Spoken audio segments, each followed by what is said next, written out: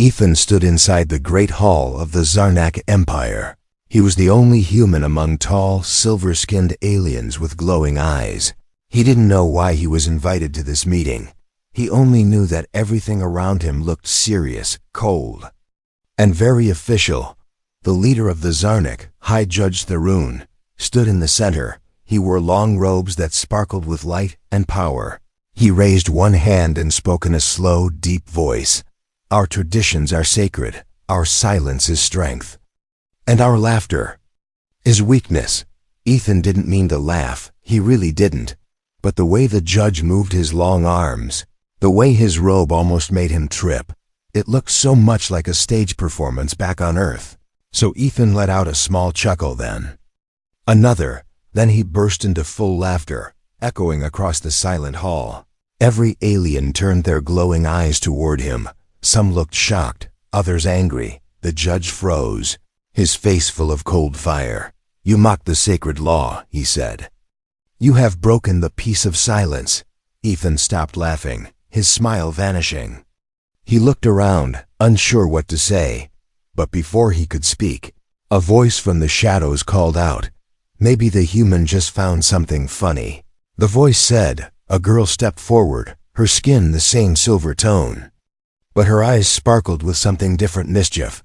She looked young, maybe the same age as Ethan. Her name was Eula, and no one in the room expected her to speak. The judge frowned. Silence, Eula. You do not have permission to speak. But Eula ignored him, walking toward Ethan. She smiled at him and said, Want to hear a joke? Ethan blinked, surprised. Sure? Eula stood tall and said, Why did the flying beast cross the star path? She paused, then answered herself, To run away from this boring meeting. No one laughed. Silence filled the hall again, but then Ethan chuckled loudly. Okay, that was bad, he said, but in a good way.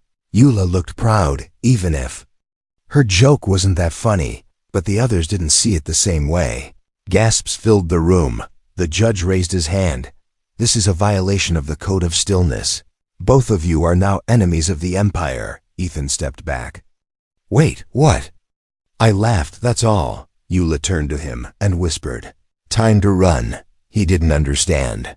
But when she threw something on the ground, smoke filled the air. He didn't argue. Follow me, Eula said. Grabbing his hand, they ran. Through a back hallway, narrow and dark. Behind them, alarms blared, red lights flashing. Why did you help me? Ethan asked while running. Because you laughed at my joke, she said. That's the first time anyone did.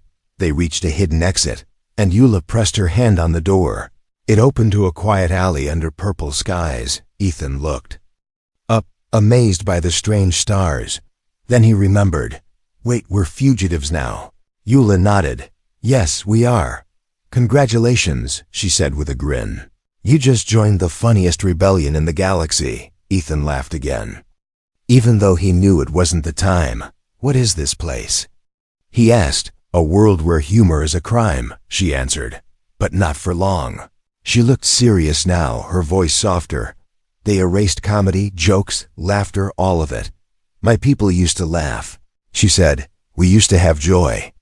But now, it's forbidden. Ethan listened, the smile slowly fading from his face. So you want to change that?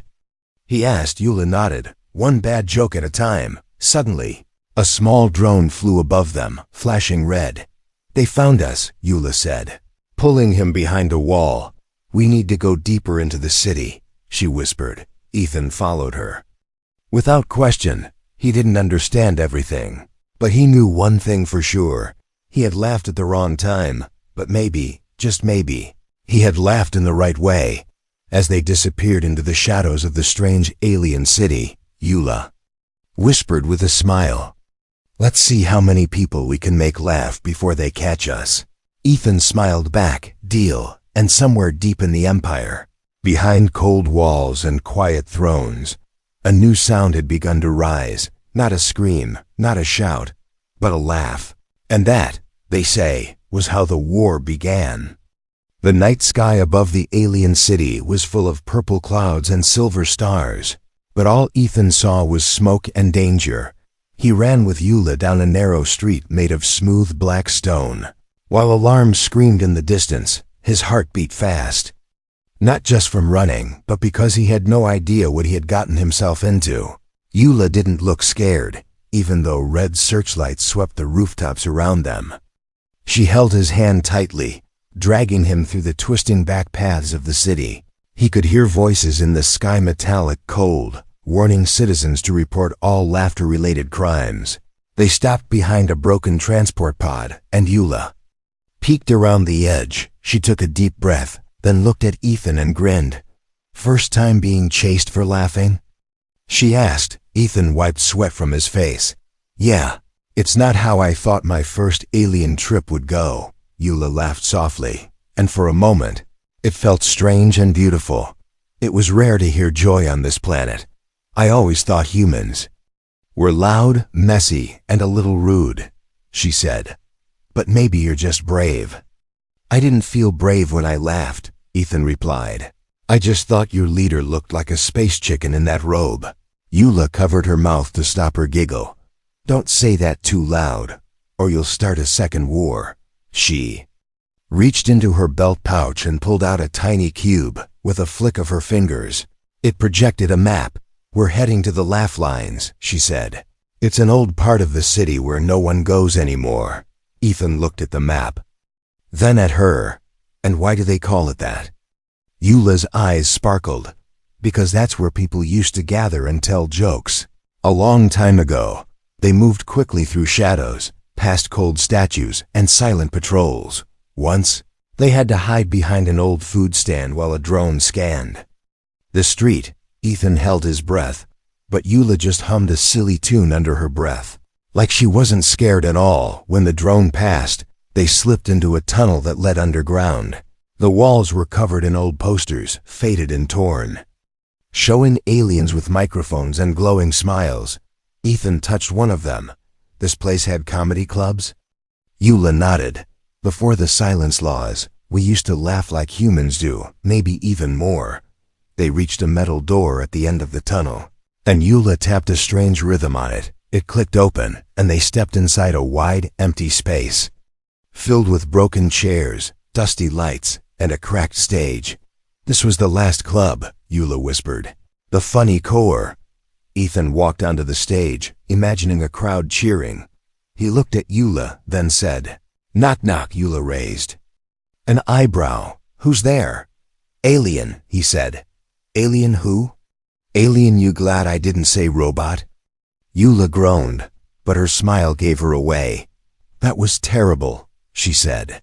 "But you laughed," he replied. "Just a little," she admitted, then added, "You need to teach me Earth humor, if we're going to start a rebellion." Ethan blinked. "Wait, we're actually doing that?" Eula sat on the edge of the stage, swinging her legs. "They already think I'm broken," she said. "Might as well break their silence too." He joined her, sitting close. "What made you love jokes so much?"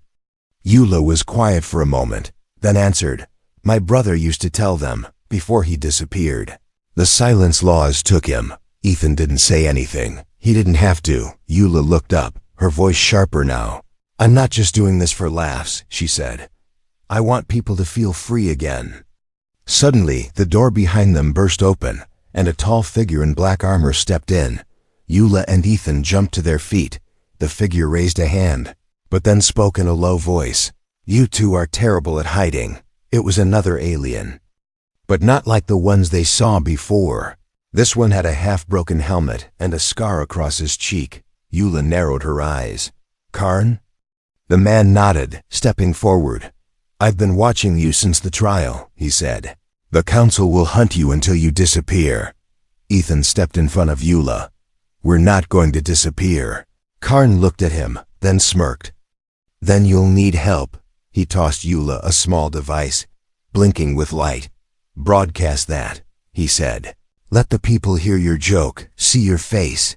They remember what laughter felt like, even if they won't say it out loud." Eula held the device tightly, her hands shaking. Ethan put a hand on her shoulder. "You don't have to do this alone," he said. She looked at him, her voice low. "I never had someone laugh with me before, but now I do, outside." The searchlights passed by, missing the small club inside. A broken mic sparked to life. Eula stepped onto the stage, looked into the darkness and said, "Let me tell you a joke." And somewhere across the silent city, a light blinked on, and a smile began to grow. Ethan woke early to a city wrapped in mist. The streets were quieter than last night, but the danger still hung close. Eula sat beside him, staring at the small device Karn had given her. She traced her fingers over its smooth surface as if it held secrets. "We need to find the old broadcast tower," she said quietly. "That's where we can send our message to everyone, but it's deep inside the Empire's heart, where no rebel has gone before." Ethan frowned. "Sounds like a trap." Eula smiled. "It might be, but it's a risk we must take." As they moved through the winding alleys, Eula told Ethan about her past. She once was a famous Comic-Con. The Empire's holoscreens. Her jokes made even the coldest generals laugh. But when the silence laws came, her name was erased, her shows destroyed. She became a ghost, a criminal for simply making others happy. Ethan listened, amazed by her courage. "Why keep fighting?" he asked. "Because laughter is freedom," she said firmly. "And without it, we are slaves to fear." They reached a rusted elevator leading underground. Eula pressed a button, and it creaked downward into darkness. The walls were covered in old graffiti smiles, faces, and strange symbols. Ethan felt hope growing in the forgotten art. At the bottom, a hidden door opened into a vast room filled with old machines. In the center stood a tall tower with blinking lights. The broadcast tower, still alive after all these years. Eula connected the device, and the machines hummed back to life. Suddenly, the room filled with voices, whispers of past laughter. It was like the ghosts of the city were cheering them on. Eula took a deep breath and began to speak into the mic. She told a joke from her childhood, one that had once made the whole Empire laugh. Her voice shook at first, but then grew stronger. Ethan watched as the silence around them began to crack. Outside, screens flickered and lights blinked on in hidden homes. People stopped their work and listened, a small smile spreading across their faces. But the moment didn't last. A warning blared through the room, and red lights flashed. They weren't alone. Soldiers burst in, weapons ready. Ethan grabbed Eula's hand, pulling her away from the mic. They ran through a secret door Karn had shown them, back into the dark tunnels beneath the city. The sound of footsteps chased them like thunder. Eula looked at Ethan, her eyes fierce. "This is only the beginning," she said. "We will make them laugh again, or we will die trying." Ethan nodded, feeling a fire ignite inside him. He wasn't just a visitor anymore. He was part of something bigger. Together, they disappeared into the shadows, carrying the light of hope in their laughter. Start with part 4, more unique, and without subheading. Shat said. The sky was heavy with dark clouds. Jack could feel the weight of the coming storm pressing down on the town. Ziva stood silently beside him, her usual bright humor dimmed by worry. She stared at the horizon where the dark ships had disappeared. But she knew they would return. Her fingers twitched as if holding back something powerful, something dangerous. Jack's mind raced with questions, but he held his tongue, sensing this was not the time.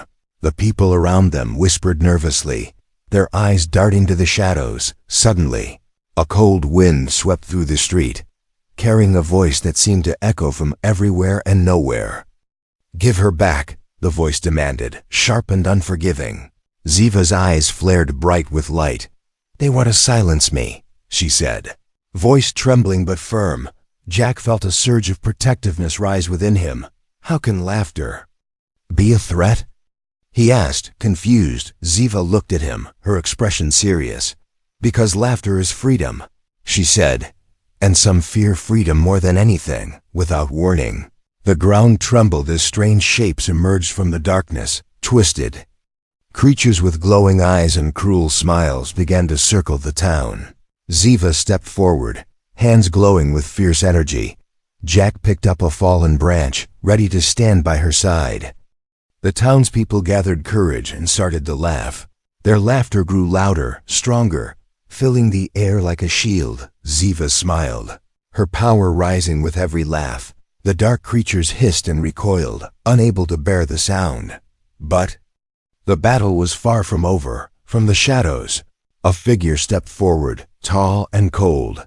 His voice cut through the laughter like a blade. "Ziva, you belong to us," he said, eyes burning with hatred. She met his gaze without fear. "I belong to no one." Jack clenched his fists, ready for whatever came next. He knew this fight was more than just for humor. It was a fight for hope, for freedom, for the right to laugh in the face of darkness. The night deepened, and the war of light and shadow continued. But Jack and Ziva stood together, unbroken. For in their laughter was a strength no enemy could ever take away.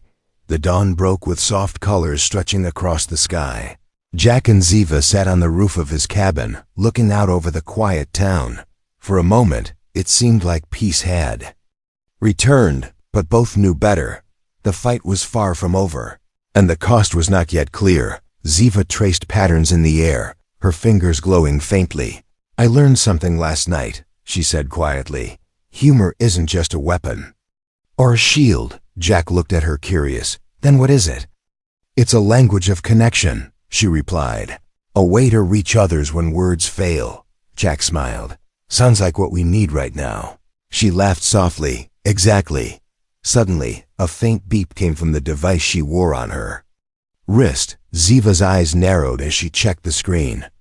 "It's a message," she said, voice tense. "From my home world." Jack's stomach twisted. "Are they coming back?" "Yes, but this time it's different," she said. "They want to talk, not fight." They hurried inside the cabin, preparing for a meeting neither fully trusted. When the communicator flickered on, a calm but serious voice filled the room. "Ziva, this is Commander Vrax," it said. "We want to negotiate peace." Ziva looked at Jack. "Should I believe them?" Jack shrugged. Only one way to find out. The next hours were filled with tense talks and careful words. Ziva explained Earth's humor and the importance of laughter to humans. Commander Vrax listened, sometimes impatient, sometimes curious. Jack watched closely, trying to read the aliens' true intentions. Then Vrax said, "If you can prove that humor is a strength, not a weakness, we will withdraw our forces." Ziva smiled. "Then it's time to show you." They decided to hold a festival, inviting humans and aliens alike. People gathered in the town square, curious and wary. Ziva and Jack led the event, telling jokes, sharing stories, and playing games. Laughter filled the air, breaking down walls between strangers. Even Commander Vrax watched from a distance, his expression unreadable. As the sun set, the festival's joy became a quiet power. And Jack knew that sometimes the strongest battles are fought not with weapons, but with smiles. The morning sun cast long shadows across the quiet town. Jack woke to the soft sound of laughter drifting through the open window. He smiled, knowing the festival from the night before had left a mark. Ziva was already outside, practicing her jokes with a small group of children. Her silver hair catching the light, glowing softly like a beacon. But beneath the smiles, Jack sensed the tension still hiding. Commander Vrax's visit had changed things, but not solved everything. Ziva's device beeped again, a new message. Flashing urgently, she read it silently, her face growing serious once more. "They want one more test," she said quietly, turning to Jack. "A challenge from their leaders to prove humor can survive even in darkness." Jack nodded, ready for whatever came next. He knew the fight was far from over, but laughter had given them strength. The challenge was simple yet dangerous too. Enter an ancient ruin where light barely reached and shadows whispered. There, a device held the secret to the peace treaty, but it was protected by trials designed to break spirits. Ziva said, "We must face fear with laughter." They set out together, stepping into the cold stone halls. Strange echoes followed them, voices teasing and mocking. Jack held Ziva's hand tightly, feeling her glow grow warmer. At every step, they told jokes to drown out the darkness. A misplaced pun, a silly riddle, even an awkward dance. The deeper they went, the stronger the shadows grew. But laughter filled the space, pushing back the cold and fear. At last, they reached a chamber where a glowing orb hovered above a pedestal. Ziva reached out and touched it, and the orb pulsed with light. The darkness melted away, replaced by a soft warmth that filled the ruins. Jack and Ziva emerged into the sunlight, victorious but changed. They carried with them the proof that humor could conquer even the deepest fear. As they walked back to the town, Jack looked at Ziva and smiled. "You really are funny," he said. "Not just jokes, but brave too." She laughed softly. "And you are the best audience I ever had." Together, they returned to a world waiting for laughter to heal its wounds. The town was alive with color and sound as people gathered in the square. Banners fluttered in the warm breeze, and laughter echoed from every corner. Jack stood beside Ziva, watching the crowd with pride. What had started as a strange crash landing had become a story of hope and friendship. Ziva's eyes sparkled. Brighter than ever, she stepped forward and spoke to the crowd in her clear, soft voice. "Humor is more than just laughter," she said. "It is a bridge between worlds, a light in darkness." The people cheered, their joy lighting up the evening sky. Suddenly, a flash of light appeared overhead. Ships from Ziva's planet hovered gently, their dark shapes softened by the setting sun. Ziva looked up, a mixture of relief and sadness in her eyes. "They have come for me," she whispered. "But I will not forget this place or its people." Jack took her hand, feeling the warmth and strength between them. "You belong here with us," he said quietly. She smiled. "Maybe one day I will return with new jokes and stories to share." The alien ships began to descend, but the crowd did not move in fear. Instead, they raised their voices in laughter and cheers.